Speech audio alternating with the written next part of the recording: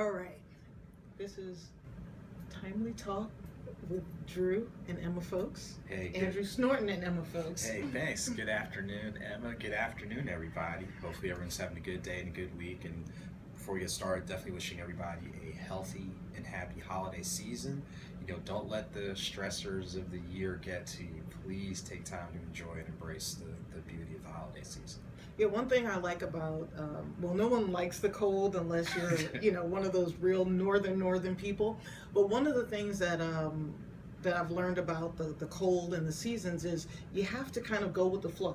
And just like animals hibernate for the winter, when it starts to get cold, we by nature want to slow down. We don't want to go out as much. And, we try to fight against that by going out and staying at the same speed. And sometimes we need to just go with the flow.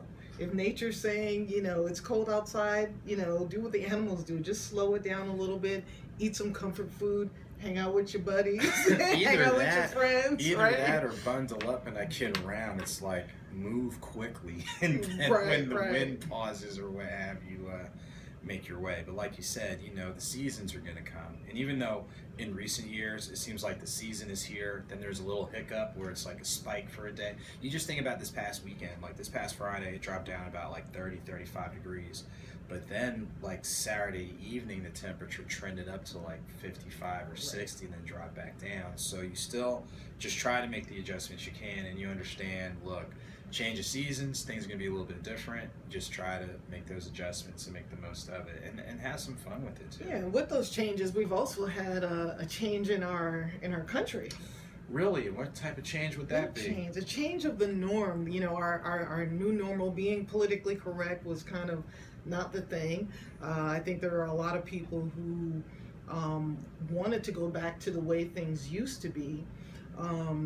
Unfortunately, the cart is left or the train has left that station. So, and that's something that, I think you and I have had several conversations about, is what our new normal is going to look like going forward.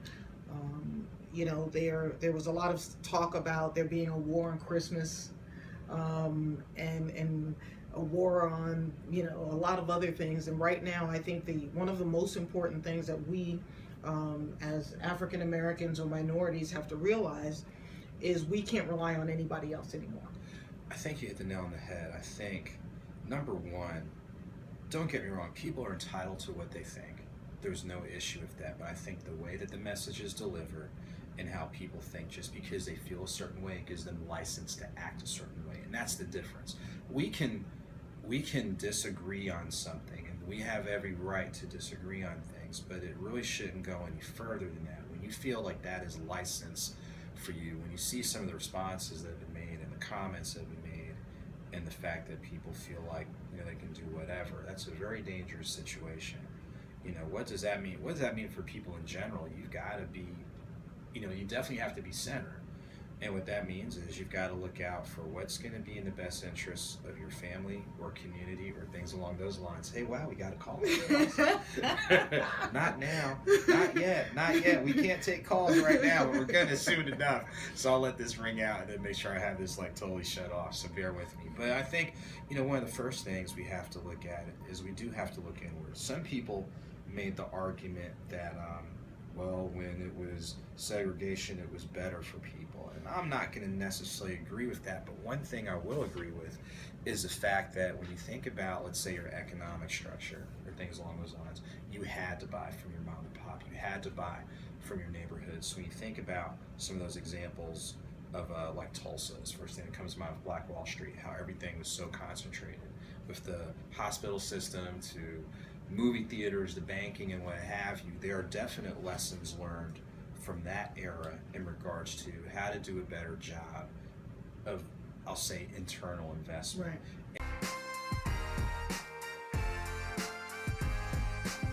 Pocket square, what do you call those things you put around your neck? You know what I mean?